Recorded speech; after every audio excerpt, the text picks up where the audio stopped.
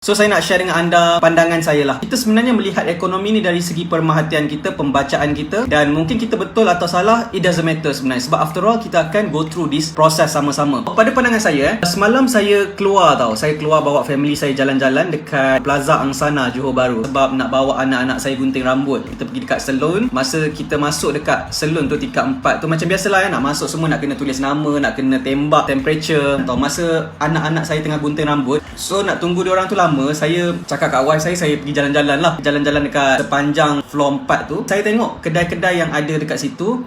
Satu kedai yang menarik perhatian saya masa tu adalah kedai Toy City, kedai mainan kanak-kanak. So kedai mainan kanak-kanak tu dia besar dia ambil berapa space mungkin 2-3 lot. Sebelum ni kedai tu sangat besar dan banyak sangat mainan kanak-kanak. Dan saya tengok kedai tu dah tutup dan dalam tu semua mainan-mainan semua dah tak ada. Dia dah bungkus lah. Kemudian saya tengok juga ada kedai-kedai yang tutup, ada kedai yang buka, ada kedai yang tutup. Dan juga masa saya jalan-jalan tu, orang tak ramai sangat, maksudnya lengang. Tetapi bila kita turun kat bawah lepas habis gunting rambut tu, kita turun kat bawah dekat area McD, KFC, Pizza Hut, Watson tu, ramai orang dah start makan di McDonald, di KFC, dekat Pizza Hut. Orang dah mula ramai balik semula. Mungkin tak seramai dulu, tetapi orang sebenarnya dah start masuk dan makan di situ. So apa yang saya nak beritahu anda, dia sebenarnya macam ni dalam ekonomi dan juga especially bila kita bercakap tentang pelaburan saham, it's all about trend. So trend ni dia, kita nak masuk membeli saham ketika permulaan uptrend, ketika harga saham baru saja memulakan pergerakan naik, dan pada waktu tu waktu yang murah. Bila sampai dekat atas harga saham tu, maka kita nak jual saham tersebut. Dan itulah cara nak buat profit dalam saham berkurun-kurun lamanya. Cara yang terbukti berkesan adalah dengan berada di permulaan uptrend. So kalau anda tengok sekarang ni zaman bisnes sekarang ni, contohlah saya tengok dekat Plaza Angsana tu adalah ada kedai yang meriah, ada orang masuk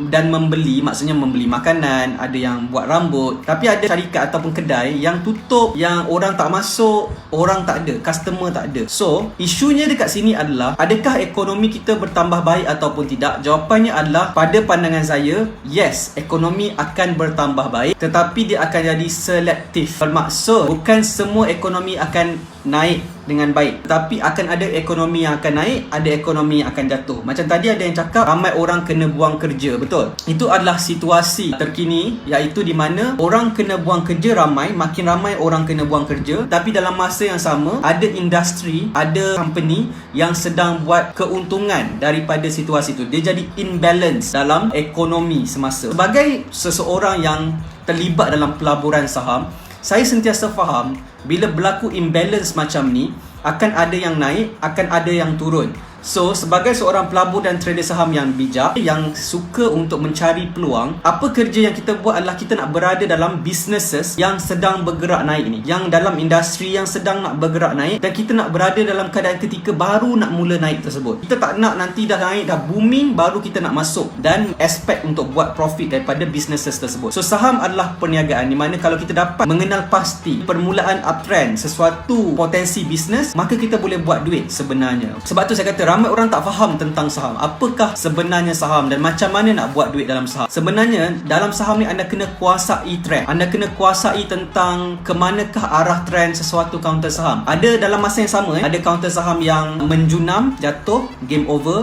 Ada counter saham yang dia naik dan nak buat new high. Dia nak going uptrend, dia nak breakout. Ada banyak counter saham yang nak breakout, dan ada banyak juga counter saham yang akan bungkus. Counter yang mengalami kerugian dalam bisnes dia, harga saham dia tak boleh naik. Kerja kita sebagai seorang pelabur dan trader saham sebenarnya sangat mudah sebenarnya. Kalau kita boleh identify counter saham ataupun syarikat yang mempunyai potensi untuk bergerak naik dari segi businesses dan juga dari segi harga saham dia, maka kita berpeluang untuk buat banyak duit dalam pada waktu sekarang ni. Waktu sekarang ni adalah peluang yang terbaik untuk kita membeli saham dan buat profit sebanyak mungkin. Sebab ada counter, ada syarikat, ada businesses yang sedang nak bergerak, tetapi ada yang tengah jatuh. So yang jatuh tu kita jangan kacau dia. This is rule yang saya cakap sejak dulu lagi, iaitu kita kena fokus kepada counter yang ada setup permulaan uptrend sahaja. Yang downtrend, counter yang problem, jangan kacau dia. That's golden rule bagi saya dalam saham, untuk berjaya dalam saham, untuk kita berada dalam counter-counter saham yang going uptrend. Dan itulah perkara yang kita akan buat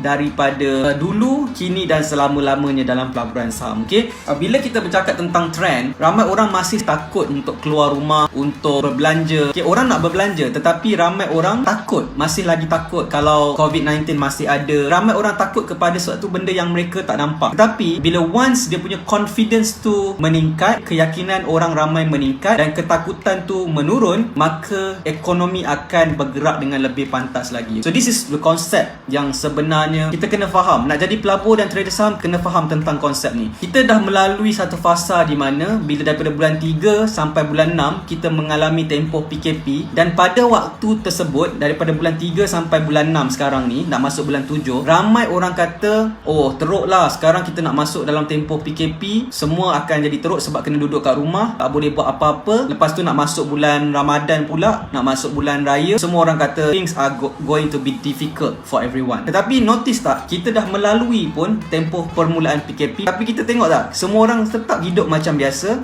dan life has to go on. So apa yang saya nak sampaikan kepada anda adalah, memang semua orang boleh predict ataupun boleh menjangkakan benda-benda yang buruk berlaku, dan memang benda buruk berlaku pun.